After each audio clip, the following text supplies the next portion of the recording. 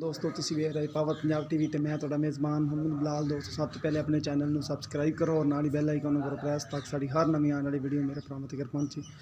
दोस्तों तुहाडे वास्ते देखो माशाल्लाह प्योर लैतन गां लैके आया। देखो माशाल्लाह मोट मोट दा थाने चंगा हवाना लई खड़ी सोहनी माशाल्लाह ताज़ी सूई है, कल सूई है।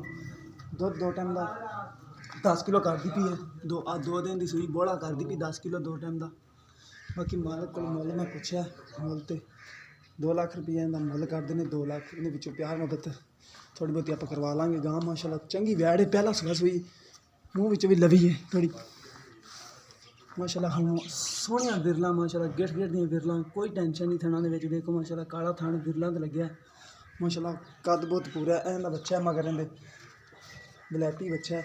देखो माशाल्लाह पोनी गां है, एंड लगी हुई चिट सुथरी यार पास वैड़ है।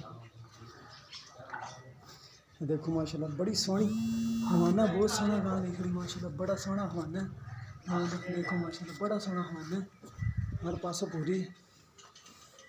बाकी पूछा मालक को मैं पूछा 2 लाख कीमत कर देना, प्यार मुहब्बत आप करवा लाँगे। देखो माशाल्लाह बड़ी सुथरी वैड़ हर पासों सुथरी है। थान चढ़ा सोहना है, कद भी पूरा है माशाल्लाह वैड़ का। देखो माशाल्लाह इन्हें मुकम्मल कद देख लो, बड़ा कद है। देखो माशाल्लाह बहुत सुथरी वैड़ है हर पासों। 10 टाइम 10 किलो कर दी पी 2 टाइम का बोला जड़ा कर दी पी। दुध करेगी 15-16 दिनों तो बाद 20 लीटर दुध करेगी अल्लाह के हुक्म नाल।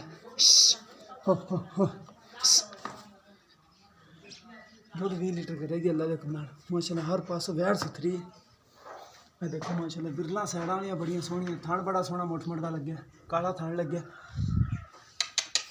अगे अगे अगे देखो माशाल्लाह बड़ी सोहनी गां, हवाना बहुत सोहना गां।